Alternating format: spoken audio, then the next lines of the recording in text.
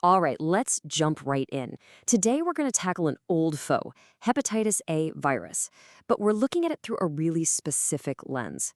Your role as a medical microbiologist, especially within the Dutch healthcare system. And a quick heads up before we start. All the info for this explainer comes from a Gemini deep search.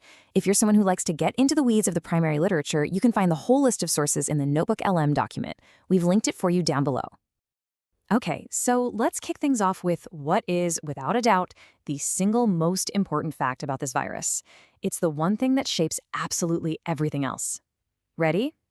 There is no specific antiviral therapy for hepatitis A virus. That's it. Unlike hepatitis C or B, we have absolutely nothing in our toolbox to fight it directly. This isn't just a small detail, it's the central fact of life when managing this infection. And that, of course, brings up the big question for all of us in the lab. If there's no drug a clinician can prescribe based on our result, then what's the point? Why are we even running the test? Well, as it turns out, our role isn't just important, it's everything. This situation creates what I like to call the hepatitis A paradox. The fact that there's no treatment actually makes your diagnostic report the single most powerful intervention we have. Think about it. Your result isn't the end of the story for the patient, it's the starting pistol for the entire public health response. You are the trigger. So before we dig into how that works, let's do a super quick virology refresher. Hepatitis A virus is a classic Picornaviridae. The really interesting part here is that it has only one serotype, which is great news. It means immunity is for life. But it has 6 different genotypes, and these genetic flavors are what become absolutely essential for playing detective during an outbreak. But hepatitis A virus has another, even cooler trick up its sleeve. It's a master of disguise, and it has this incredible strategy for moving through the human body and avoiding our immune system. It actually exists in 2 completely different forms. Yeah, it has a dual identity.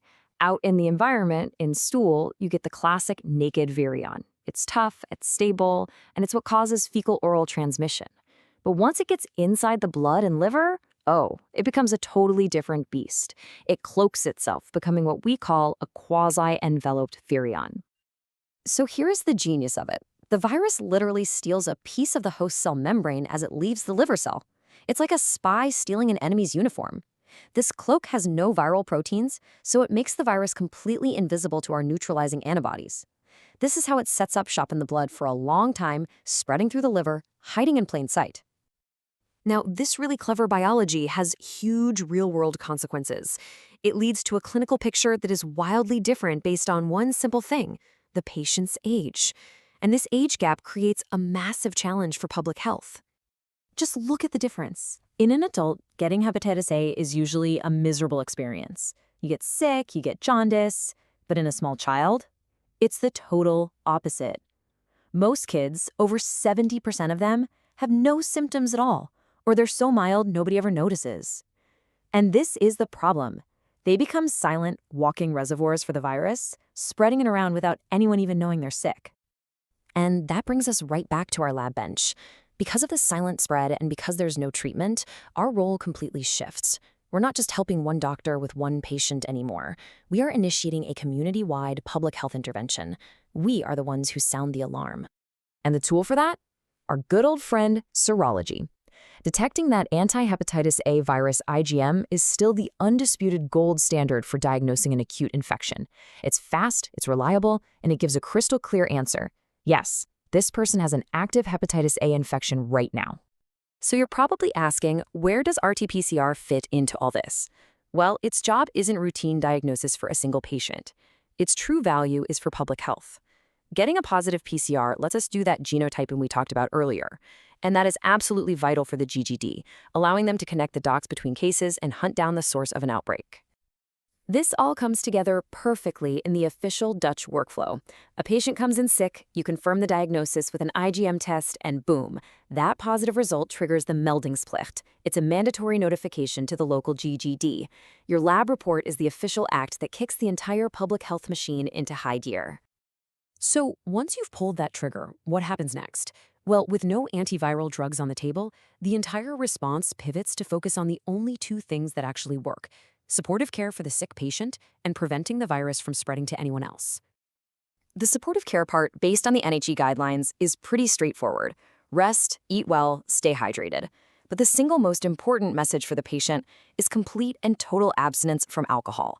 I mean, their liver is already in a street fight. The last thing you want to do is hand its opponent a weapon.